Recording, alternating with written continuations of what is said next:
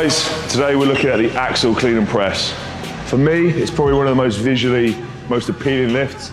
It looks epic, especially we've got big train looking wheels here, a real thick bar, and obviously having it in the Arnold most years, everyone's got the image of Big Z just repping it out from the shoulders. A couple of big differences between the axle and a standard barbell. Standard barbell, real nice, easy to clean. It's built for the clean. It's built to rotate, so the ends turn with the weights on, which means you can put it nice and close to your body. You've got an easy grip with a nice hook grip or a full grip, and get it up to your shoulders real easy. So that's what it's designed to do. This big bastard is not designed to go overhead. Every time you pick it up, it's wanting to flatten you back down on the floor. These huge train wheels aren't designed to go over your head. Unfortunately, we have to muscle it up. A couple of big differences. The ends don't turn that well. The axle is 2 to 3 inches thick, which means you can't get a proper grip on it unless you're Mark Feelings, you've got huge hands. Unfortunately, I'm not, so it's going to take some different lifting.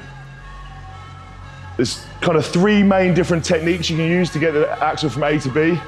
In Strongman, you can get it any way you can, from the floor to overhead. I like to use some kind of different Olympic lifting techniques because historically, my triceps have not been as strong in the strict press as guys such as Eddie and guys such as Savickas. So I have to use a lot more technique to get it from the floor above my head. They call it cheating, I call it good technique. The first technique you can use is going to be just a straight clean and press. Okay, take an overhand grip. If your grip's strong, you're gonna bend down, grip the bar, pull as hard as you can, go to that kind of triple extension like you're a weightlifter, and then catch at the top. If you are doing that with a fixed axle, a good tip is just to release your grip as the bar's traveling up towards your chest, so that you can just kind of catch it again at the top. If you don't, what you'll find is the fixed axle will come up and then it will continue rolling into your face, which isn't really a good idea. Full clean and press. I like to use my legs on the press. You see the big guys like Eddie will do a strict press on this. He feels it's more beneficial, he feels it's more stable.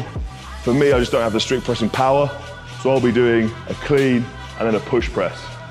One of the other options on the clean and press is to do what's called a Continental clean, which is 2 hands up to the belly, rest on the belly, and then pop from the belly up to the shoulders, and then you can choose whatever press you want, whether it's going to be a strict press, a push press, or a jerk. That clean is beneficial in 2 ways.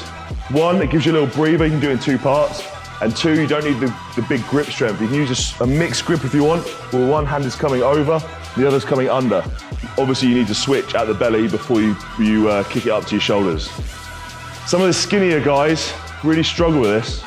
But what you can do is you can put a belt on and push your stomach out as much as you can, and then chalk your belly up as much as you can to get some grip on it. I found when I was doing this as a 105, I would try and do it as quickly as possible to avoid the sliding. That way, if it did catch the belt, the referee probably wasn't quick enough to see it, and then you can get away with the rep. So just thinking, because you've got abs and you look nice at the weekend, you haven't got a big gut, means you can't do this lift is wrong. You can do it, you just kind of got to really got to pull that bar hard and pull it as high as you can. So what we're looking to do is we're looking to grip with a mixed grip, pull as hard as we can up to the sternum, switch our hands either in the air like I like to do or on the belly, and then it's like a hand clean. Then we're bending back down with our legs, big flick, and then catching. Same principle as before. If it's a fixed axle, we'll need to let it roll a little bit to catch it again. The third way you can do it, which is one I absolutely cannot do, so I can't really show you, is a Hitler clean, okay? Surname because it is absolutely horrible. Some of your Olympic weightlifters will do this, and they are more technically proficient than I. But if you are coming from an Olympic weightlifting background, this one might be for you. It's where you go for the mixed grip, you pull hard and go into a full clean. But instead of actually trying to switch your hand under and catching it, you're gonna catch with one hand and then throw your arm out and catch on your delt. From there, you'll then need to switch your hand under. Guys like Mark Clegg used to do this back in the day and was fantastically good at it. Obviously a Commonwealth Games weightlifter, so he's got the skills to do it. For us mere mortals, we'll probably need to do either a full clean with a double overhand or the Continental like I've shown. Some comps, especially in the lower grades, are still allowing you to do a belt clean. The heavier, fatter guys are saying this is cheating, but if it is allowed in the comp, it's well worth knowing how to do. For that, you're gonna have your belt, and instead of resting the bar onto your gut, you're gonna put the bar on the belt. I had this a couple of times when I was in the 105s, and what I used to do was put the belt on and then tuck a towel down there. So I had something else to rest the barbell on. And from there, you can hang out all day and use your momentum to really kick that bar up to your shoulders. It is basically about finding the best technique for you to get the barbell from A to B as efficiently as possible. So now we've mastered our clean and we've got the bar up to our shoulders. The next thing to do is press it. You've kind of got three main options here with the press. The first one is the strict press, which is a favorite of Eddie and Zadrunas. They don't use much legs at all. The second is a push press, where you're gonna clean the bar after the clean. You're gonna bend your knees, drive hard with the legs, and then drive the bar overhead to lock out and lock out with your triceps. The third one is what's called a power jerk or split jerk, which is another movement from the Olympics and takes a little bit of work, but I think on the axle, it probably has the most amount of benefit if you can learn it. When doing the power jerk, it's the same start as the push press. We're looking to bend our knees, explode up, and all we're doing then is a re-bend of the knees and driving under that bar and catching at the top. So your first option is the strict press. That's just all shoulder and tricep power. We've got the bar at our shoulders, we're gonna drive hard, and then get that bar overhead and in line as quickly as we possibly can. It's as close to a military press in the gym as you can get and requires very little technique and very little coordination, in all honesty. It's a favorite of the big pressers because it is a very safe way of getting the bar overhead. There's a very small chance of error with that one. You'll either hit it because you're strong enough or you won't.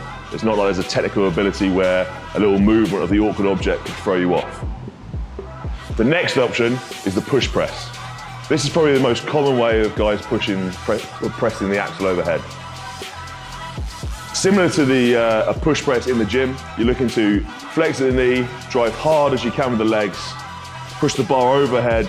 As it's coming over your head, you're then locking out with the triceps in one smooth movement.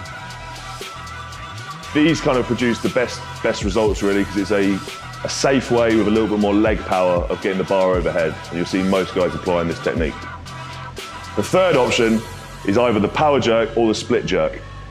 This movement's come across from Olympic weightlifting, and in my mind is a very efficient way of getting the bar overhead. You'll see guys from an Olympic lifting background employing this very, very well. It requires a lot of timing and a lot of power, and you have to really master the technique to do it efficiently. But in my mind, with axle at least, it's probably the best way of getting it over your head from the shoulders. With the power jerk, we're looking to, same thing as the push press, flex the knees, drive hard. We're forcing our knees out to make sure the bar stays in line. We're driving up, and then as the bar's coming above head, there's a double movement of the knees. Again, knees pushing out, arse back, until we catch the bar above our head. From there, the recovery is then standing back upright. A lot of comps will make sure, or the referees will make sure, that you're standing in line. So that means feet are back into the center, and your shoulders and feet are in line. So make sure you do that with this movement. The split jerk requires a little bit more technical ability still. Same dip and drive. This time, you're driving one leg out to the front and the other snapping back. It's a very stable way of getting the bar overhead, but the recovery takes a little longer. You're gonna have to bring your feet back in line. What I like to do with the split jerk is bring halfway. So I'll bring my front leg back halfway, the back leg forward halfway. That way, you avoid one massive movement, either bringing the leg all the way forward or the front leg all the way back. It keeps the barbell a little bit more stable overhead. Just as a final thought, if you're unfortunate and you don't manage to get hold of some Strongman kit, like the axle, you can always do the same in a commercial gym by using a set of fat grips. So I've got a set of fat grips set up on a standard Olympic barbell here, and just exactly the same principle, guys. You use it, train your grip, do exactly the same movement as I've just shown you there. And obviously, while it isn't perfect, it'll allow you to practice the movement sufficiently, especially if you're going into a novice comp or you're just starting out in Strongman. So I hope you've enjoyed that video about the techniques on axle. If you've got a brand new technique, make sure you show me on my Instagram and message me if you've got any further questions on axle press or even any pressing at all. Thanks for watching.